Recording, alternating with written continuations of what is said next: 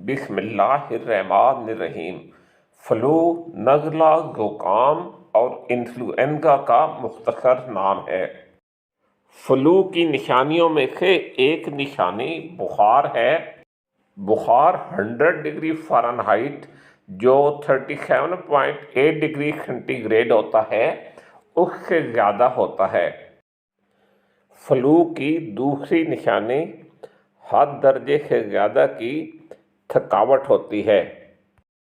پھر فلو میں جسم کے مختلف حصوں میں درد ہوتا ہے یا مریض کو سر میں درد محسوس ہوتا ہے۔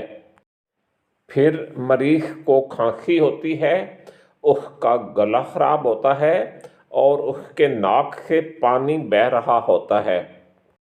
فلو کے بعد اکثر لوگ تو ٹھیک ہو جاتے ہیں، لیکن کچھ لوگوں کو اس کے بعد نمونیا ہو سکتا ہے اور یہ کافی سیریس ہو سکتا ہے۔ جن پیشنٹس کو فلو سے زیادہ خطرہ ہوتا ہے وہ 65 سال یا اس سے زیادہ عمر کے لوگ ہیں، بچے جن کی عمریں 5 سال اور خاص کر 2 سال سے کم ہیں، اور حاملہ خواتین۔ ان لوگوں کو اگر فلو ہو تو اسے لائٹلی نہ لیں بلکہ اپنے ڈاکٹر صاحب کو دکھائیں۔ فلو سے بچنے کا طریقہ یہ ہے کہ آپ اکثر اپنے ہاتھ پانی اور صابن کے ساتھ دھوئیں، یعنی ہاتھ دھوتے وقت ہمیشہ صابن استعمال کریں۔ جن لوگوں کو فلو ہوا ہے ان سے دور رہیں اور ہر سال فلو ویکسین لگوائیں۔ آپ سے ریکویسٹ ہے کہ اس ویڈیو کو لائک کریں اور میرے چینل کو سبسکرائب کریں۔ آپ کو فلو ہو جائے تو گھر پر رہیں، آرام کریں اور بہت زیادہ پانی پئیں۔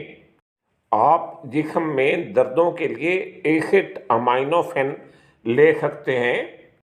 ایسڈ امائنوفن بہت سارے ناموں سے آتا ہے جیسے ٹائنولال اور پیراسیٹامول۔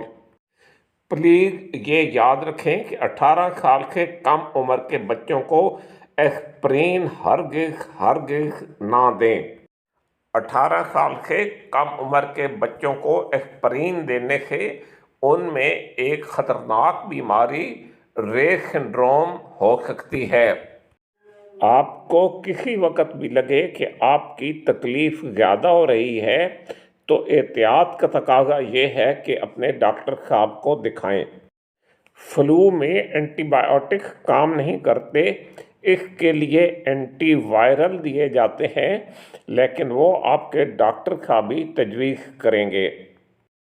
آپ سے دوبارہ ریکویسٹ ہے کہ اس ویڈیو کو لائک کریں اور میرے چینل کو سبسکرائب کریں۔ پریگننسی میں فلو بہت خطرناک ہو سکتا ہے۔ اس سے بچاؤ کا ایک طریقہ یہ ہے کہ آپ فلو کی ویکسین لگوائیں اور جن لوگوں کو فلو ہے ان سے دور رہیں۔ ویکسین لگوانے سے پہلے اپنے ڈاکٹر صاحب سے مشورہ کر لیں، لیکن فلو کی ویکسین پریگننسی کے دوران بالکل سیف ہے۔